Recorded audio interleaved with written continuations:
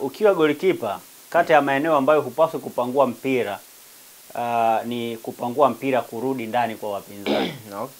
Yaani unatakiwa kama mpira uko kwenye eneo ambalo unaona wapinzani wanaweza kunufaika nao, unatakiwa kuudaka moja kwa moja.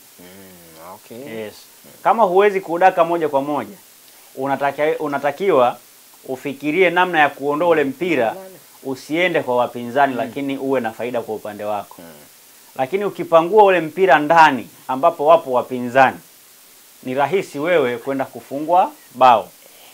Makosa ambayo ameyafanya Musa Pinpin Kamara kwenye ile tukio ni kupangua mpira ndani. Okay. Ile cross ilipochezwa, alikuwa naona kabisa kwamba mshambuliaji wa Al Masry amesimama kwenye eneo gani. Kama hakuona mshambuliaji wa Al Masry kasimama kwenye eneo gani, hilo ni kosa lake kama goalkeeper. Okay. Manake huwezi kwenda kupangua mpira bila kumtazama mpinzani. Wala huwezi kufuata kwenda kucheza mpira bila kutambua mpinzani yuko wapi. Okay. Defender ana uwezo wa kwenda kucheza mpira bila kuangalia mshambuliaji yuko wapi, kwa sababu yeye anachokifuata ni mpira. Lakini goalkeeper anapoenda kupangua mpira anadili na watu wawili na vitu viwili. Cha kwanza ni mpira, cha pili ni mtu. Sasa lazima anapoenda kucheza ule mpira ambao ndo target yake ya kwanza, hatakiwi kucheza ule mpira mbele ya mshambuliaji wa timu pinzani. Anatakiwa kuondoa ule mpira kwenye himaya ya washambuliaji wa timu pinzani. Lakini anachokifanya Musa Pinpin Kamara ni kwenda kupangua ule mpira mbele ya mshambuliaji wa Al Masry, na ule mpira ukaenda kumgonga moja kwa moja mshambuliaji wa Al Masry, na mpira ukaenda wavuni. Sasa haya ni makosa madogo madogo ya kwenye mchezo. Na ukiangalia ile cross, of course inawezekana positioning yake na nini vilimfanya yeye asiweze kudaka ule mpira moja kwa moja.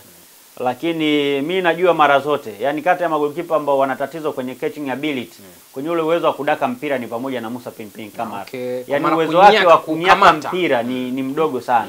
Tofauti na magolikipa wengine wengi. Lakini yapo maeneo mengi ambayo naye ni bora kuliko magolikipa wengine. Yaani tunasema hakuna kitu kizuri ambacho hakikosi kasoro.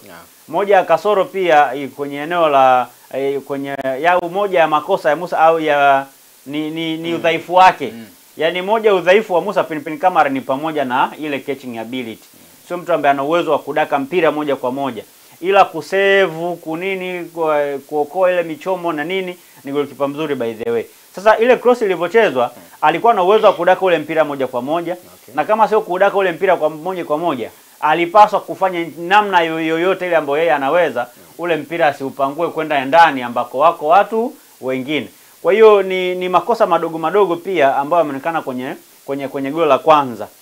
Kwenye goli la pili ambalo Simba wamekuja kufungwa.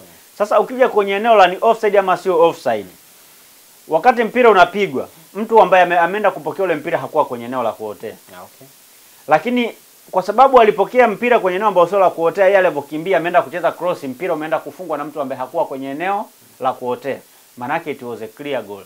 Hapa kuwepo na ushaka yoyote ya kusema labda ilikuwa ni offside ama nini. Ilikuwa ni clear goal. Wala hapa kuwepo na doubt yoyote kwa namna ambavyo mimi nazijua sheria na namna ambavyo nimeona tukio ambavyo limetokea. Kwa hiyo makosa kwenye goli la pili yanaanzia kwa Musa Pinpin Kamara kupangua ule mpira ndani. Lakini ukija kuangalia mpira wakati unapigwa kwenda pembeni ambapo winga alichukua ule mpira mpaka kaingia kwenda kucheza ile cross, alikuwa kwenye eneo sahihi. Lakini mpira ulivyoenda kuchezwa, mtu ambaye alikuja kugusa na ule mpira ukaingia ndani alikuwa pia kwenye eneo ambalo ni sahihi. Kwa hiyo hapa kuwepo na shaka yoyote kwenye ile bao la pili.